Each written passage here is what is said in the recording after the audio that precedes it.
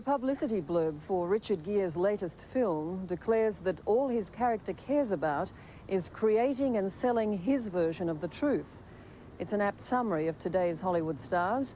Acting has taken a back seat as performers devote their energies to deflecting rumours, pushing causes and selling themselves as a commodity.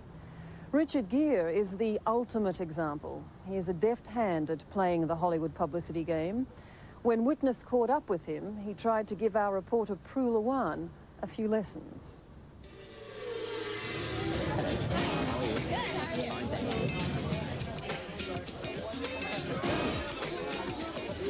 Take care. Mystic man, millionaire, Hollywood Buddhist and sex symbol. Sounds confusing? Well, that's Richard Gere. It's opening night in Tinseltown. Time to schmooze with the press and sell a movie. Richard hates this part of the job. As you'll see, he'd like total control. I want you to know, this is the professional group. We got 2 of them here. You're going to get the hand signals. We're going to get the 5 minutes thing when we get the cutoff.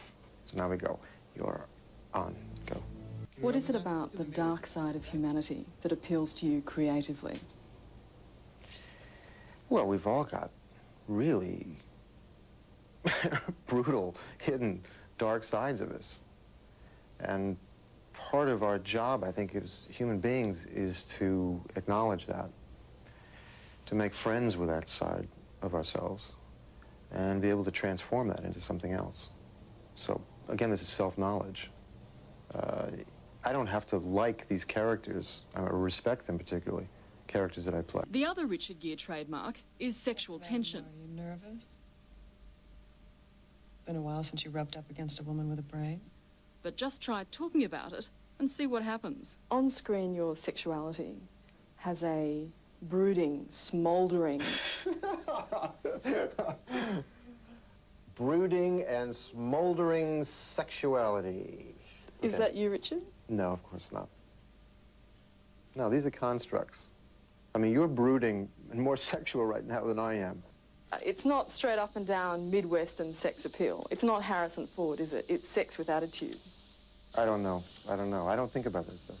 You don't think about your sex appeal? No, not at all. No, I'm just doing a piece of work. I'm doing a job. Do you know why people find you, audiences find you attractive? No, not a clue. I'm amazed, and I'm happy about it because it allows me to keep working, but I don't know. Pretty Woman was the highest-grossing romantic comedy in Hollywood history. The love scenes with Julia Roberts boosted his flagging career. His off-screen liaisons have certainly done Richard no harm either. The real Pretty Woman in his life was Cindy Crawford. Pepsi unveiled their latest weapon in the Cola Wars, the C-Bomb. Her looks are guaranteed to sell, and some say her marriage to Richard Gere was also a marketing exercise.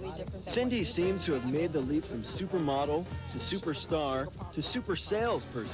Susan Sarandon and Tim Robbins, Clint Eastwood, Richard Gere, and Cindy Crawford. They were called the sexiest couple alive, but real life wasn't to be like the movies. After 3 years, they announced their separation. Today, if there's even a hint of interest in the subject, the shutters come right down. There are certain taboos in this interview, I know, and I'm not interested in the past. So let me ask you about the present. I think we're getting into the zone now. This is Oh, no, this is not the personal zone. This is like the, did we do this? 2 minutes? We're on a 2-minute thing now. You want to waste it? No, let me see. So Richard's pretty prickly about his private life. Maybe his reticence is why there are so many rumours about his sexuality. For some strange reason, those raunchy film roles have only fueled the speculation.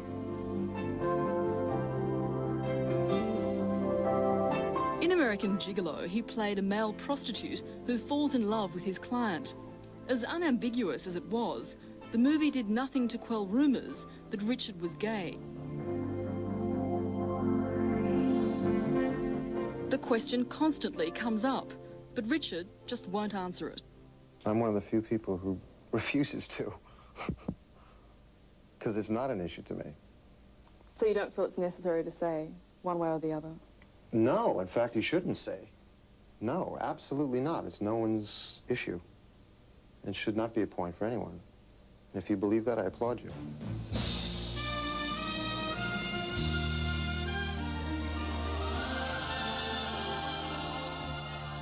But there is one subject Richard's very public about, no matter what the occasion. To the horror of organisers, he hijacked the Academy Awards to make a political speech about his great passion, Tibet. If something miraculous and really kind of movie-like could happen here, where we could all kind of send love and truth and kind of sanity to Deng Xiaoping right now in Beijing, that he will take his troops and take the Chinese away from Tibet and allow these people to live as free, independent people again. So, thought, we send this thought out, send this thought. Tinseltown sending its love to Beijing? Even Hollywood couldn't dream that one up. The only person who thought this wasn't bizarre was Richard, but then his whole life is just one contradiction. Temptations of Hollywood, where you're a very successful man with the purity of your beliefs. If you work on the content of your mind, it doesn't matter where you are or what you're doing. You know, and if you have it, whatever that is that one wants, that kind of purity, that kind of openness of heart, all of that, that's going to be functioning whether you're here, if you're in jail, if you're in a cave in Tibet, no matter where you are, it's the same. You're dealing with the content of your mind. So when you go to northern India, what is it that keeps taking you back there? My teachers. My teachers that live there. We'll take a few here and then we'll stand up, okay? Thank you. So everyone will be happy. The Dalai Lama, the leader in exile of Tibetan Buddhism, is Richard's spiritual mentor. He spends months every year with him in northern India, meditating in a Spartan hut and seeking self-knowledge. So how do you make the change from frenetic Hollywood to the No, tranquility? it's the same. That's really what I'm saying. It's the same. So you can keep the same tranquility of mind wherever you are? It's an internal process. Reality comes from inside out. Richard Gere plays to win. He slays them at the box office. But in his search for spiritual perfection, even after 20 years' devotion, he's only just begun. When did you master that? Because Well, I haven't mastered it. You know, I'm just studying this. I'm working on it.